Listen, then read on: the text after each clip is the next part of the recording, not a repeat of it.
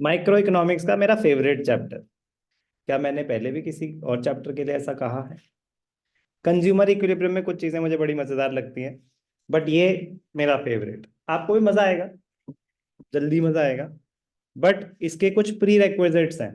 क्या pre requisites हैं? ये चैप्टर करने से पहले क्या आना चाहिए आपको? लॉ ऑफ डिमांड आना चाहिए। सर ये तो नई रिक्वायरमेंट आ गई, ये तो नहीं बताया था आपने पहले। अरे obviously factors affecting demand, law of demand एक ही बात है। मतलब ये उसके लॉ ऑफ डिमांड क्या होता है? Law of demand state other things remaining constant there is an inverse relationship between price and quantity demanded. तो अदर थिंग्स रिमेनिंग कांस्टेंट तो वो एक्सप्लेन करता है। अदर थिंग्स क्या है? Inverse relationship between price and quantity भी बताता है। तो लॉ ऑफ डिमांड आना चाहिए, फैक्टर्स अफेक्टिंग डिमांड आनी चाहिए, both individual and market demand. Law of supply आना चाहिए, फैक्टर्स अफेक्टिंग सप्लाई आना चाहिए, एंड मोस्ट इंपॉर्टेंटली जो कि आना ही आना चाहिए, वो उसके बिना तो माइक्रो इकोनॉमिक्स यूजलेस है, movement and shift, movements and shifts in the demand and supply curve, in the demand and supply curve. Movement कब होती है? फिर से बोलेंगे। कभी ठंड में थप्पड़ पड़ा है? सर्दी में मतलब जैसे होता है ना, अलग ही फील आती है ठंड में जब चांटा पड़ता है। कभी पड़ा है? फील करना चाहेंगे? बनता है ना? नहीं, इस बात पे मूवमेंट कब होती है?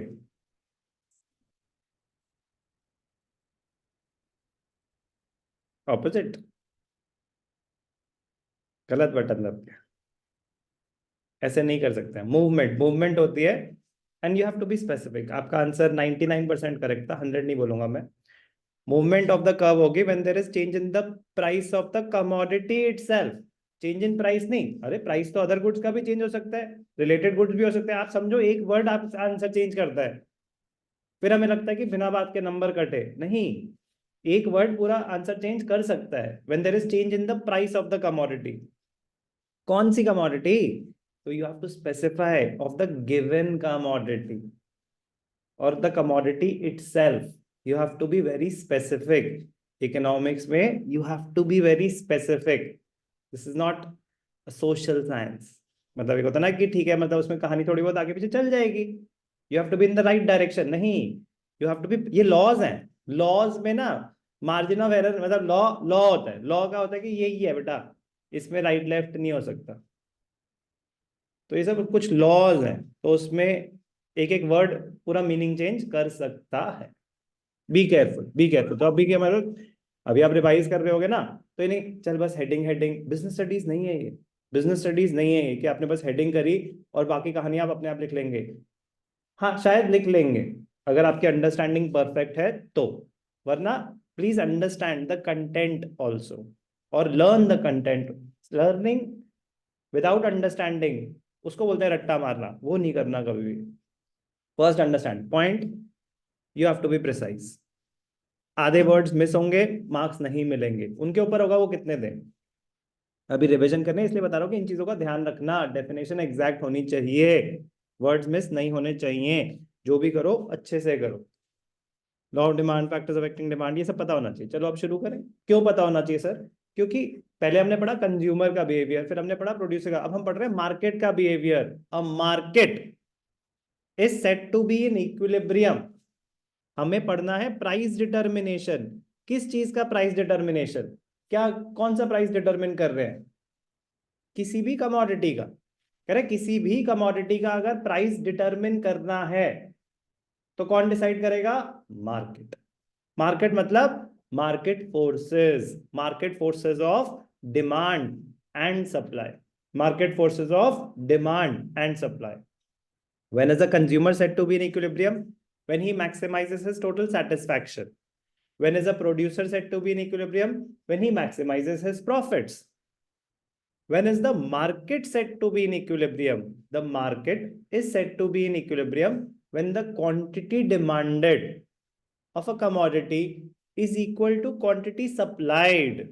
तो जहां पे मार्केट डिमांड और मार्केट सप्लाई बराबर होंगी वो होगा इक्विलिब्रियम पॉइंट, जहां पे मार्केट डिमांड और मार्केट सप्लाई बराबर होंगी। तो मार्केट डिमांड तो एक डाउनवर्ड स्लोपिंग कर्व है, inverse relationship between price and quantity demanded, price of the commodity. Supply curve तो एक अपवर्ड स्लोपिंग कर्व है, वो तो बिल्कुल एक ऑपोजिट डायरेक्शन में मूव कर रहे हैं। तो सर क्या वो इक्वल हो सकते हैं? हाँ, कभी ना कभी अगर इक्वल होंगे तो ही कमोडिटी का प्राइस डिटरमिन हो पाएगा, तो ही exchange of goods and services होगा। अगर कोई ऐसा पॉइंट ही नहीं हुआ, ऐसा हो सकता है कि कोई पॉइंट ही नहीं आया कि जहां पे मार्केट डिमांड और मार्केट सप्लाई इक्वल हो, तो इसका मतलब सेल नहीं होगी, कमोडिटी एक्सचेंज नहीं होगी। मैं कमोडिटी बेच रहा हूं, मैं कह रहा हूं देखो मैं ना कम से कम 50,000 रुपए लूंगा इसके, आप कह रहे हो मैं ना ज्यादा से ज्यादा 20,000 रुपए दूंगा इसके, तो क्या कभी ये एक्सचेंज हो पाएगा? नहीं हो पाएगा। तो उसको बोलते हैं non viable industry. Non viable industry एक ऐसी इंडस्ट्री होती है जहां पे exchange of goods and services नहीं हो सकता, जहां पे एक्सचेंज ऑफ की मतलब the maximum price which the buyer the consumer is willing to offer is low, is lesser than the minimum price the producer is willing to offer. Non viable industry कैसी industry होती है जहां पे जो maximum price एक consumer देने के लिए तैयार है कि यार ज्यादा से ज्यादा ना मैं इसके 20,000 रुपए दूंगा, is less than the minimum price. Producer कह रहा है कम से कम ना मुझे 50,000 रुपए चाहिए, वरना तो मैं बेचूंगा ही नहीं इस चीज को, मेरी तो कॉस्ट ही रिकवर नहीं हो रही, तो फिर नहीं होगी ट्रांजैक्शन। तो ऐसा जरूरी नहीं है कि मार्केट डिमांड और मार्केट सप्लाई कभी ना कभी तो इक्वल होंगे। नॉन वायबल इंडस्ट्री में नहीं होते, बट नॉर्मली होते हैं। तो प्राइस डिटर्मिनेशन में हम किस चीज का प्राइस डिटरमिन कर रहे हैं? किसी भी कमोडिटी का। हमें बताएंगे पेप्सी तो पेप्सी, कोक तो कोक, लैपटॉप, किसी भी एक कमोडिटी का, किसी भी एक कमोडिटी का at a time micro economic study हो रहा है। और कैसे डिटरमिन होगा price? Through the forces of market demand and market supply. किस पॉइंट पे प्राइस डिटरमिन होगा?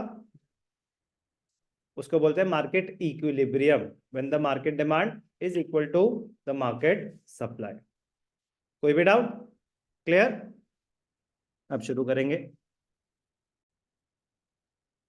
चलो बेसिक आपको मैंने बता ही दिया है। Market consist of 3 elements, one is the demand consumer behaviour, one is the supply producer behaviour, और हमारा फोकस किस पे रहेगा? Market equilibrium, connecting the demand and supply, describing how consumers and producers interact in the market.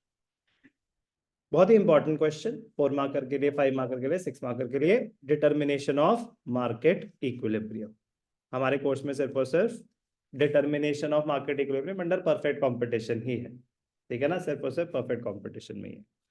As discussed before, perfect competition is a market structure in which the firm is the price taker. उसको price कौन दे रहा है? Industry दे रही है। Industry price कैसे decide करती है? Through the forces of demand and supply, and the price which is fixed by the industry is given to the firm. At that price the firm can sell any number of units. The price remains constant in perfect competition once the price has been determined.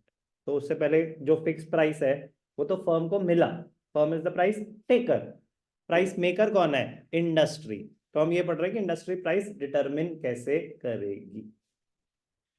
Under perfect competition market equilibrium is determined when market demand is equal to market supply.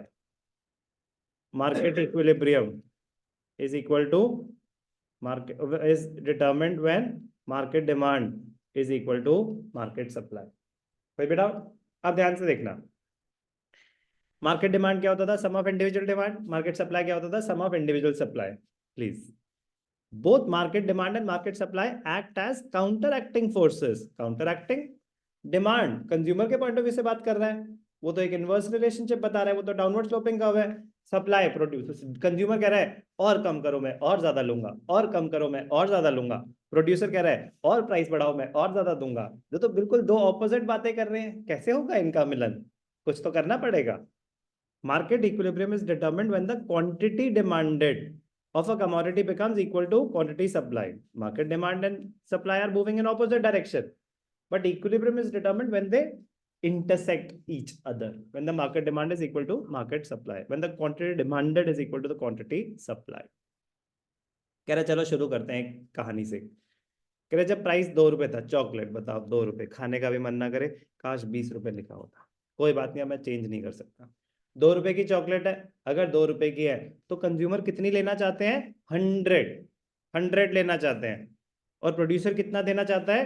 20। ये clear है ना? ये है market demand, ये है market supply, ये है price. 2 रुपए पे मार्केट डिमांड कितनी है? 100, मार्केट सप्लाई कितनी है? 20। ध्यान से सुनेंगे please. Hello hello, please come back. ध्यान से देखना, अगले 10 मिनट्स में ना, पूरा 10 to 20 मिनट्स में पूरा चैप्टर खत्म हो जाएगा जो अगली 2 क्लासेस चलना है।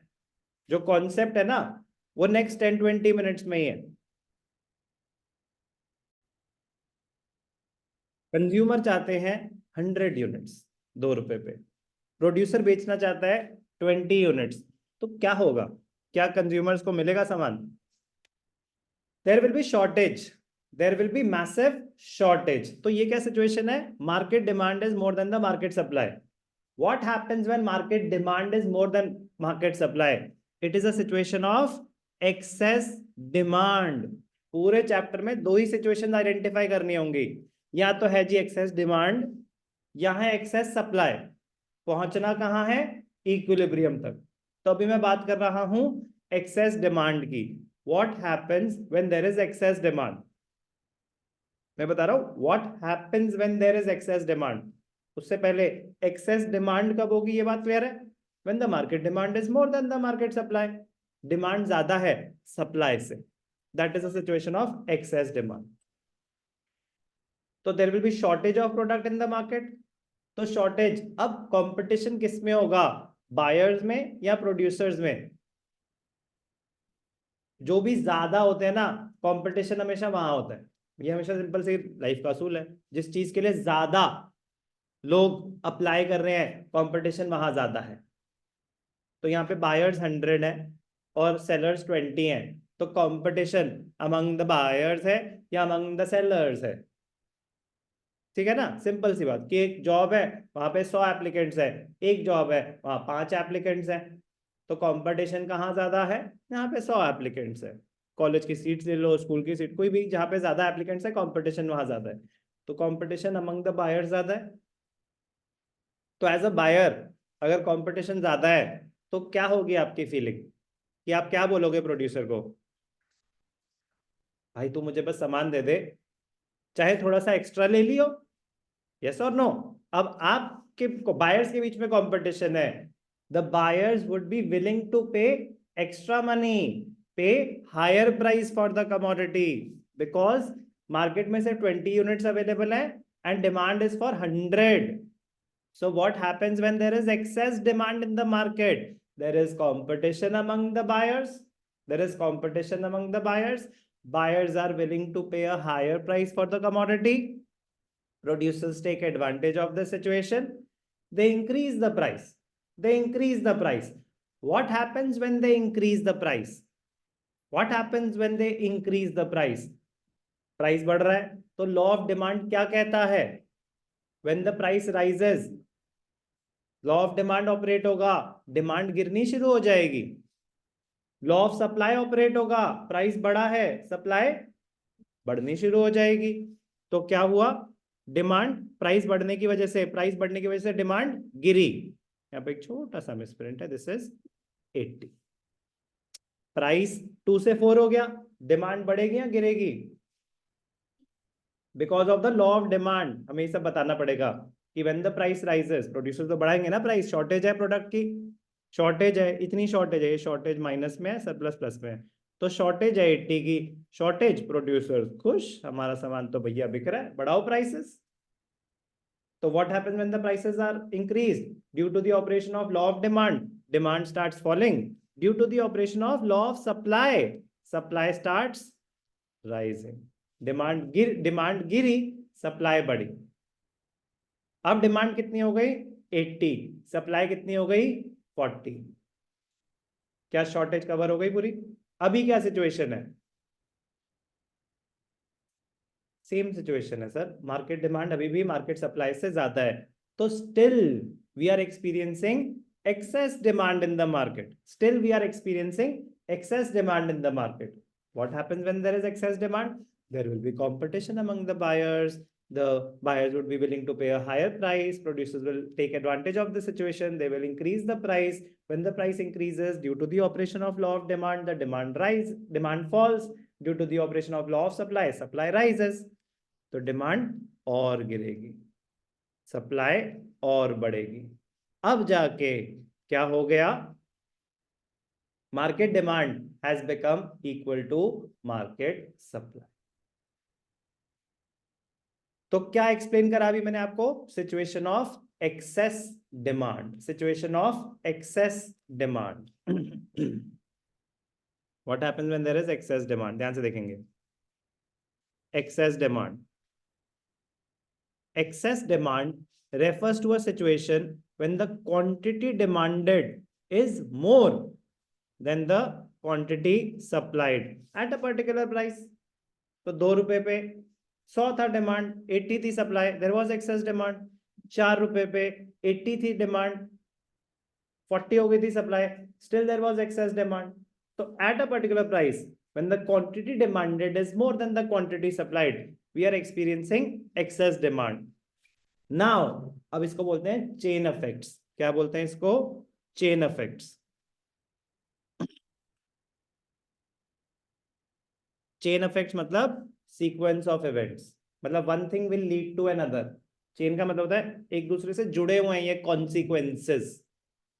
The excess demand Q1 Q2. अब जैसे ये डिमांड कब है, ये सप्लाई कब है.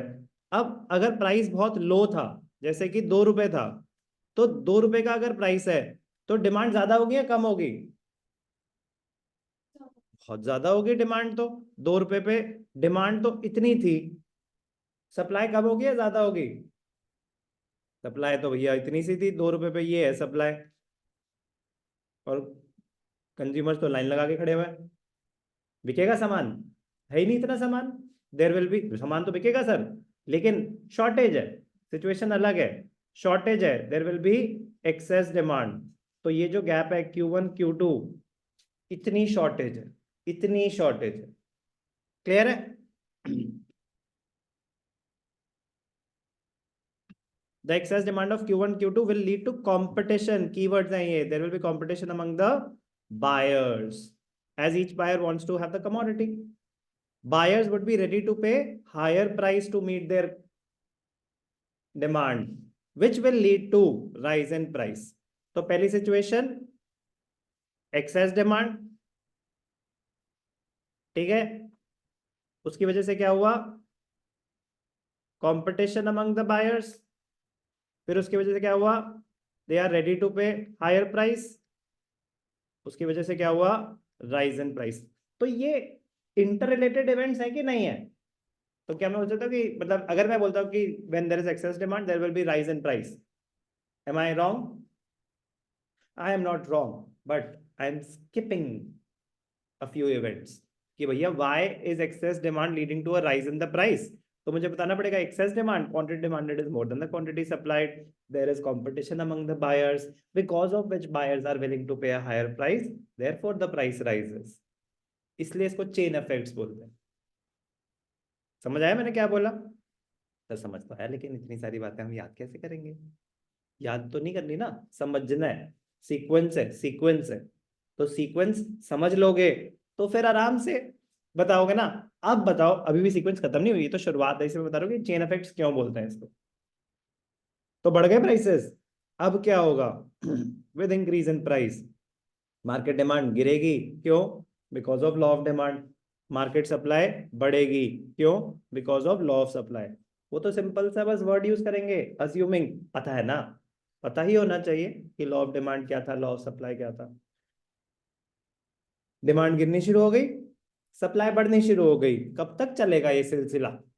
अब आ रहे हैं हम कंक्लूजन पे। कब तक चलेगा ये सिलसिला? The price will continue to rise till the excess demand is wiped out. जब तक एक्सेस डिमांड वाइप आउट ना हो जाए, ये शॉर्टेजेस खत्म ना हो जाए। क्लियर? तो फिर ध्यान से देखना हुआ क्या। बहुत ही मजेदार, बहुत ही लॉजिकल।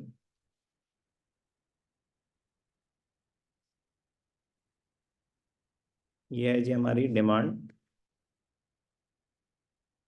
ये है जी हमारी सप्लाई। यहाँ पे क्या शो कर रहे हैं हम? क्वांटिटी। यहाँ पे क्या शो कर रहे हैं हम? Price. Colour changes to something else. चलो, अब अगर मेरा प्राइस इतना सा है, ध्यान से देखना, बहुत इंपॉर्टेंट पॉइंट है। प्राइस ये है, तो इस प्राइस पे क्या हो रहा है? सप्लाई तो इतनी सी है और डिमांड कितनी है? डिमांड इतनी है। यस और नो? मैं इसको Q1 को कुछ भी ले लूं ये Q1 ले लेता हूँ। ये डिमांड है, इतनी अभी सप्लाई है। यस और नो? अब क्या हुआ? प्राइसेस बढ़ रहे हैं, कम हो रहे हैं? अब जब प्राइसेस बढ़ने शुरू होंगे, जब प्राइसेस बढ़ने शुरू होंगे, तो डिमांड पे क्या इम्पैक्ट आएगा? डिमांड गिरनी शुरू हो जाएगी। तो डिमांड में क्या होगा? Upward movement. Upward movement, demand कम हो रही है ना, जैसे जैसे प्राइस राइज हो रहा है, डिमांड कम हो रही है, तो मूवमेंट। प्राइस बढ़ा, सप्लाई पे क्या इम्पैक्ट आएगा? Law of supply, direct relationship, supply बढ़ेगा। ये एरोज बनानी आनी चाहिए। यही बताया ना वहां पे कि ये मूवमेंट ऐसी होगी। ये सिलसिला कब तक चलेगा? Till the time we reach the equilibrium price, till the time excess demand is wiped out. Till the time excess demand is wiped out. वो देखेंगे उसमें शायद 6 रुपए पे है, जो भी। बात समझ आई? बेटा है बड़ा easy, but the problem is you have to be precise. आप कहानी नहीं सुना सकते, लॉजिक है, सीक्वेंस है। आप स्किप नहीं कर सकते कि when market demand is equal to, when market demand is greater than market supply, the prices will continue to rise till they become equal. अरे मतलब समझो ना, कुछ लोग ये कहते हैं कि अरे क्या जो तब तक बढ़ाते रहेंगे जब तक इक्वल ना हो जाए। गलत क्या बोला हमने? हाँ भाई साहब, गलत तो कुछ भी नहीं बोला, लेकिन रीजन का है इसमें, एक्सप्लेन तो करा ही नहीं कि ऐसा क्यों होगा। वो आपको आंसर में एक्सप्लेन करना है। तो ये था जी एक्सेस डिमांड।